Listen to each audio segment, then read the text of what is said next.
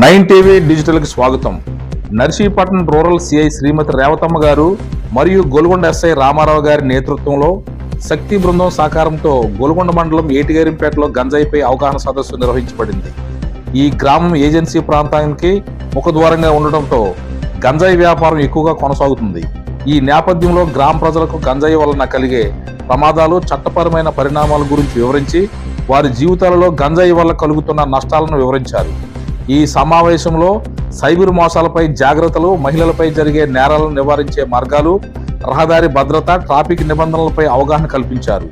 మహిళల భద్రత కోసం రూపొందించబడిన శక్తి యాప్ను ప్రతి ఒక్క మహిళ తప్పకుండా డౌన్లోడ్ చేసుకోవాలని, ఇది అత్యవసర పరిస్థితుల్లో రక్షణ కల్పించగలదని తెలియజేశారు. ఈ సందర్భంగా గంజాయి వ్యాపారంలో ఉన్న వారందరికీ గట్టిగా హెచ్చరికలు జారీ చేయబడ్డాయి. చట్టవిరుద్ధంగా గంజాయి సాగు, రవాణా, నిల్వ లేదా సరఫరా చేసిన వారిపై, అలాంటి వారిని ఆశ్రయిస్తున్న వారు, వారితో స్నేహము లేదా సంబంధం కొనసాగిస్తున్న వారు, గంజాయి రవాణాకు తమ వాహనాలు లేదా ఇతర సహాయం అందిస్తున్న వారిపైన కఠిన చట్టపరమైన చర్యలు తీసుకోబడతాయని అధికారులకు స్పష్టం చేశారు. ఇదే క్రమంలో గంజాయి వ్యవహారాల్లో నేరుగా లేదా పరోక్షంగా పాల్గొనే వారిపై పీడీ యాక్ట్ నమోదు చేసి వారి ఆస్తులను ప్రభుత్వం స్వాధీనం చేసుకునే ప్రక్రియ ప్రారంభించబడుతుందని తెలియజేశారు. అంతేకాకుండా గ్రామస్తులు చట్టాలను గౌరవిస్తూ పోలీసులకు సహకరించి గ్రామాన్ని నేరరహితంగా మార్చడంలో గ్రామస్వాములు అవ్వాలని అధికారులకు విజ్ఞప్తి చేశారు. సంస్కారం అనేది నాటాలి. అది నాటడం లేదంటే ఫస్ట్ మన కడుపుకు మనం సమాధానం చెప్పుకోవాలి. 9 నెలల మోస్తే కానీ అలా బయటికి రాదు. మన కడుపుకు మనం సమాధానం చెప్పాలి. ఏం చెయ్యాలి? మన పిల్లలకి సంస్కారం.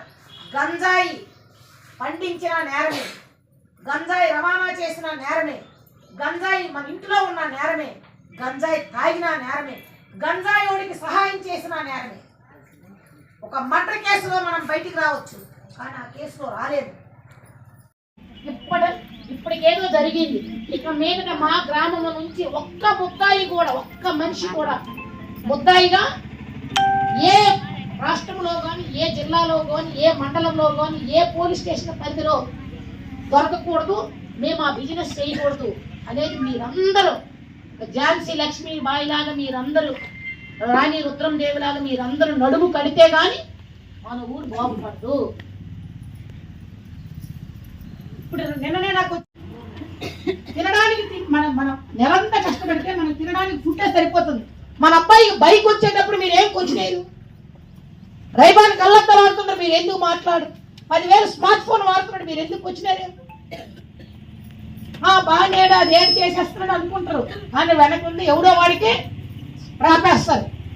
మనం చెరువులోకి వెళ్ళి చేపలు పట్టలేము, కానీ వారపాం పెట్టి గ్యాలం అయితే వేయగలం. సేమ్ స్మగ్లర్స్ అదే విధంగా చేస్తున్నారు.